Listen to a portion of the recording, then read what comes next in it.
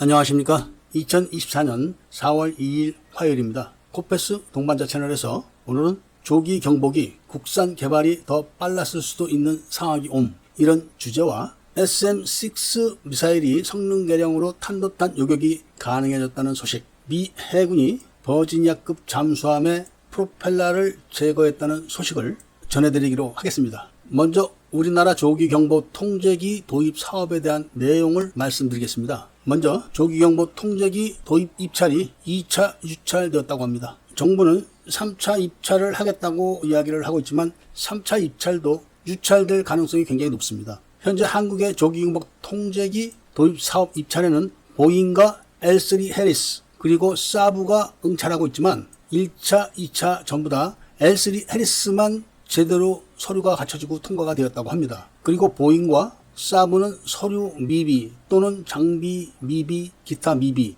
이렇게 해서 아예 제대로 응찰을 하지 않았다고 합니다. 외신들은 이런 걸 이유로 해서 벌써부터 L3 해리스가 한국의 조기 경보 통제기로 내정됐다 이렇게 보도를 하고 있습니다만은 정부의 공식적인 입장은 아닙니다. 그런데 왜 이렇게 문제가 복잡하게 되었냐면은 바로 보잉 때문에 그런 겁니다. 지금 현재는 보잉이 최고 CEO도 갈아치우고 내부 정리를 한다고 하는데 굉장히 복잡하다고 합니다, 지금. 그러니까 보잉이 조기경보 통제기에 대한 입찰에서 가격만 높이 부르고 그동안 통제 불능 상태로 발생된 수많은 문제점들, 특히 단종된 부품들에 대한 해결책도 제시하지 못하고 있는 상황에서 가격만 계속 높이 불러가지고 이 문제로 이미 자체 개발 문제까지 대두가 됐었기도 했었습니다. 이렇게 되다 보니까 L3 해리스와 사브도 한국 공군이 요구하는 락을 맞추기 위해서 노력을 하는 척 하다가 어차피 보잉이 탈락되면 우리한테 올 거다, 이런 마음 자세가 돼가지고 개선의 노력을 보이지 않고 있다는 겁니다. 그래서 아예 사브는 탈락이 그냥 예정되어 있는 걸로 보게 되면은 L3 해리스만 남게 되는데 L3 해리스의 조기경보 통제기가 성능이 딸린다는 겁니다. 아마도 이렇게 되게 되면은 국산 개발하자 소리가 다시 대두될 겁니다. 물론 한국의 관련 업계에서는 충분히 만들 수 있다 이렇게 이야기를 하고 있지만 그동안 여러 차례의 경험 이런 걸 종합해 봤을 때는 그런 이야기가 가능하지만 지금까지도 제대로 하나라도 완성된 개발품이 없기 때문에 주저주저 하고 있는 겁니다. 그렇지만 이런 식으로 흘러간다면은 진작에 자체 개발을 시작했으면은 결과적으로 뭔가는 지금 남았을 겁니다.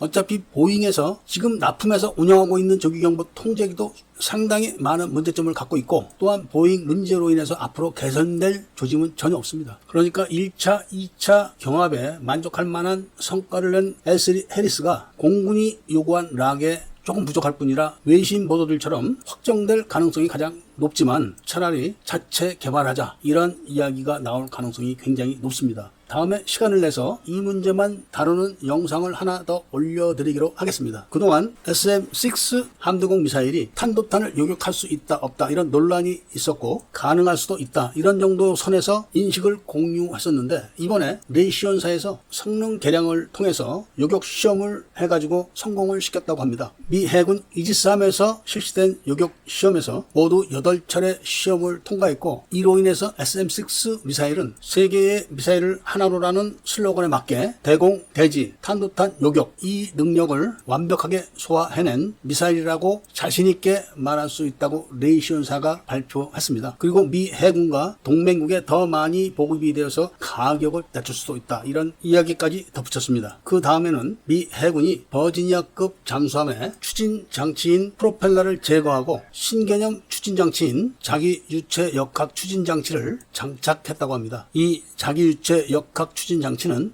잠수함 내부에서 물을 빨아들여 가지고 뱉어내는 방식이기 때문에 현존하는 방식으로는 이 잠수함을 탐지할 수가 없다고 합니다. 소나에서 잡히는 음도 지진이 발생할 때 나타나는 음 정도로 나타나기 때문에 현존하는 소나 방식으로는 절대로 찾을 수가 없다는 겁니다. 물을 흡입하는 흡입구는 어뢰 발사관보다는 크고 탄도탄을 발사하는 발사관 정도보다는 약간 작다고 하는데 미 해군은 공격용 잠수함에만 이 장치를 장착한다고 합니다. 이 신개념 구동 장치로 미 해군과 러시아와 중국 해군의 수중 전력은 격차가 벌어지기 때문에 해군 전략에 변화가 예상된다는 말씀을 전해드리면서 오늘 이야기를 마치고자 합니다. 애국 시민분들과 밀매분들께서는 구독을 꼭 해주시고 좋아요와 알림 설정을 부탁드리면서 이야기를 들어주신 데 대해서 감사드립니다.